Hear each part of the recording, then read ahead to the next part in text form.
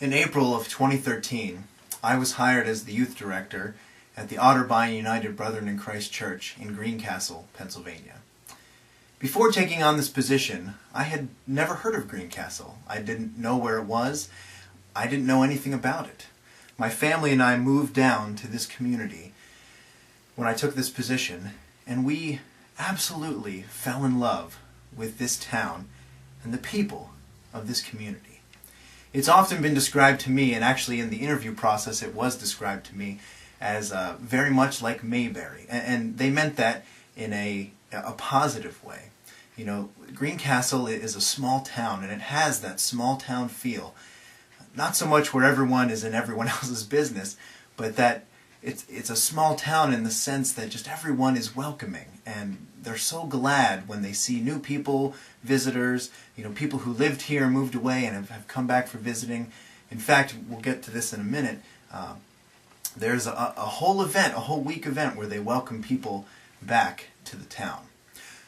But I know that not a lot of people know about Greencastle. Like I said, when I moved here, I had to look it up. I didn't know where it was. I didn't know anything about the town.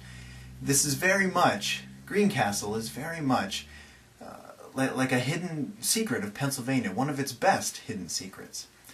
And so, I guess in this time I'd like to let the secret out. I want to spend my time talking about this historic community that my wife, my family, and I have come to love and very much appreciate. So let me give you a little bit of a location. If you can think of a map in your head of Pennsylvania, we'll try and create a location so that we all know where Greencastle is. Greencastle is a borough, a very small town, in south-central Pennsylvania. It's located in Franklin County, which is right down in southern Pennsylvania, it touches the Maryland border. And Franklin County is so picturesque, it is so beautiful, especially now that it's fall. It's so pretty here. There is a mountain range on either side of Greencastle, and it's kind of in a little bit of a bowl, but you can see the mountains on both sides. And right now in autumn, the leaves are turning on the trees on the mountains, and it's just so beautiful. It's so picturesque. If you're traveling down Route 81 south towards Maryland, eventually you will drive by Greencastle. It's located about 10 miles south of Chambersburg, which is kind of the big town. It's not really a city, it's just more of a big town in Franklin County. It's the biggest town. But Greencastle is 10 miles south of Chambersburg. Just to give you some other locations around here, Greencastle is 84 miles away from Washington, D.C., 70 miles away from Baltimore, Maryland, 158 miles from Pittsburgh, 152 miles away from Philadelphia, and about 63 miles from Harrisburg. So if you imagine that map in your head, you can kind of get a picture of where Greencastle is with all of those locations that I just gave you. Well, Greencastle has a very rich history, a very a pride-filled, rich history. It was founded in 1782 by a man by the name of John Allison. And there are actually buildings and streets in Greencastle that are still named after Mr. Allison. And he was the founder of this town, and he named it after a town in Ireland, in Donegal County, Ireland. The town is simply called Greencastle. And it's named Greencastle because within the town there is this big castle that it's located by the sea. And there was all kinds of vegetation that would grow up the sides of the castle, and because of the salt water that would hit the side where the vegetation was, it would turn the stones green.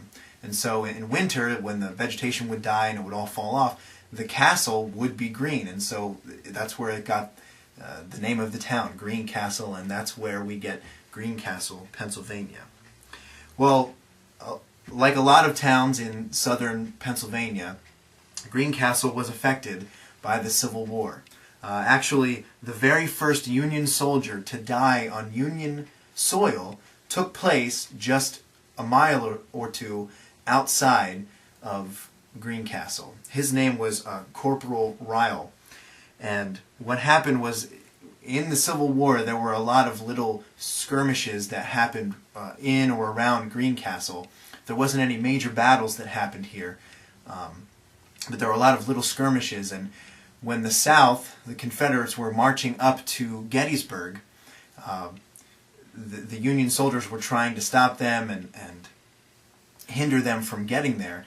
And in one of those skirmishes, a Union soldier died, and he was the first to die on Union soil. But we know that several days later, in the Battle of Gettysburg, many soldiers on both sides had passed away and died. Well, after the battle, when the South retreated back to Virginia, they came through Greencastle. It was kind of one of the big trade routes that went through Pennsylvania down into Maryland and Virginia. And as they were coming through Greencastle, some of the locals attacked the Confederate wagons with wounded soldiers with hatchets and axes, because that's all that they had. And they managed to disable a good number of wagons before the cavalry chased them off. And so that's kind of a very prideful thing in the town, a story that a lot of people like to tell. Well, Greencastle has, as I said, they have tremendous civic pride. And what I mean by that is there is so much that goes on within the town. When visitors come, when there's an event here, the people just welcome everyone with open arms. They're so glad that they have come to visit their little town. There are several events that take place during the year. From May to October, there's this thing called First Fridays, and that is the first Friday of every month. All of the little shops within town, they kind of bring their shop out onto the sidewalk, and it's a really big event. There's food vendors that come, and people just kind of go throughout the town, and you can see all of the little shops, and local entrepreneurs will come and set up a table right there on the sidewalk, and it's just a very, very cool time for all of the people of the town to kind of come together and congregate and go through the shops. And also, there is a thing called Old Home Week, which is, I have the button from this past year's Old Home Week right here on me. Old Home Week is a triennial, I had to look to get that word right, a triennial event, which means it happens every 3 years. So if you're planning on coming to Greencastle sometime, the first week of August in 2016 would be a great time, because that will be the next Old Home Week. And what Old Home Week is, it's a big homecoming, where people who have lived in the town and moved out, it's a time for all of them to come back, and everyone is invited to come, and there are so many events that go on. There's music in the square every night, there's fairs and carnivals that happen all throughout the town.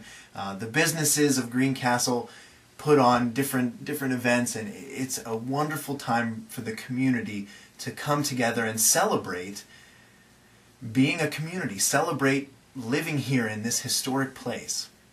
And like I said, there's so much just pride in this little town, so much civic pride in this little place. Well, I hope that I've given you some useful information about this little town, this gem in Pennsylvania of the town of Greencastle. If you ever get a chance to come and visit this place, I really encourage you to do so.